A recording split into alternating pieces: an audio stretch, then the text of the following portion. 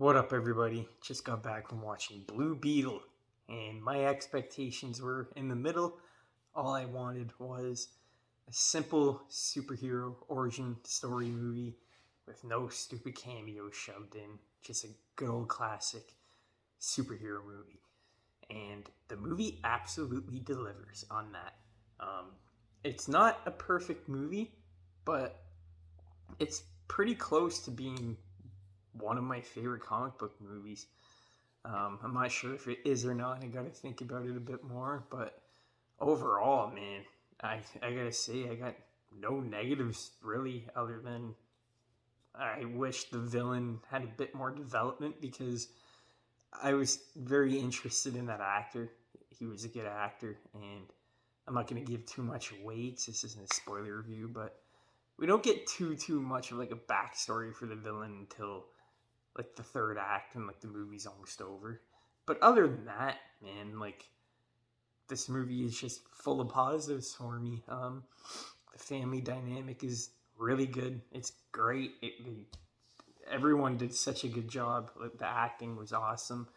George Lopez is definitely the one that's cracking the most jokes, as you would assume, but he has also some very good emotional and dramatic moments and shows his acting skills, and he does a really good job.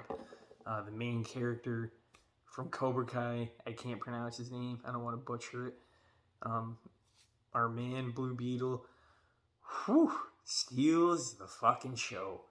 The most impressive thing to me, don't get me wrong, the score, the way this movie was shot is just amazing. The editing is awesome. The fight scenes are filmed really good and wide so you can see everything that's happening.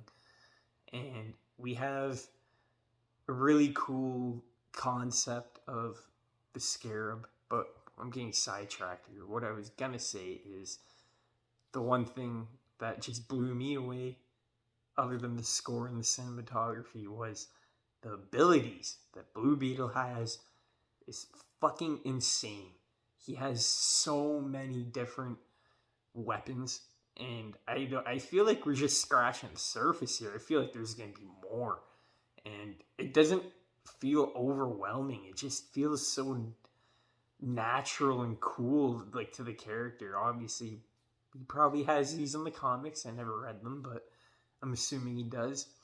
But for a movie, like the very first movie, depending on what kind of superhero it is, they don't really like show off all their powers in like one movie. But here, like, without spoiling anything, it's kind of hard. I'm not gonna say what it is, but there's a lot of different unique abilities that he uses, and it makes it so fresh and unique for every single action sequence because there's always a brand new weapon he's using. He's not using the same weapon over and over. There's just so many ideas that they can come up with in these fight scenes, and they just make them crazy, and they're really well done. And the scarab's just really good looking. Like, I love the shots of when he takes his shirt off, and you can see it in his spine, and it really does look nasty. And a funny thing about this movie is that it's PG. I'm kind of surprised because there's actually a little bit of blood. There's only one human that gets killed, but there's some blood. And there's actually a lot of swearing in this movie, a lot more than they say shit and bullshit, like, a lot. And, like, asshole. Like, there's just a lot of swearing. And I'm surprised it's rated PG. I'm just really surprised. And it looks like a family-friendly movie, which it is. And that's what I really like about the movie. The first act is very family-friendly. It's a little bit dramatic. And as you get through the second and third act, it gets just more intense, and it just builds up. And all the build-up at the beginning is definitely worth it by the end.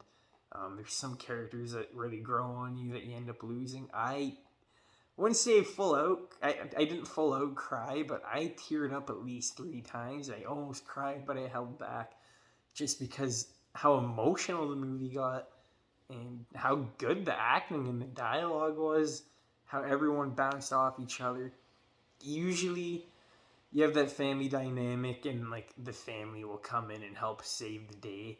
But here, it actually felt natural to the story. It didn't feel, like our main character was just getting sidelined for no reason. They did a really good job of bringing the family in and rescuing Blue Beetle, and just it was really cool because they get to use all the gadgets. The grandma has a cool little backstory.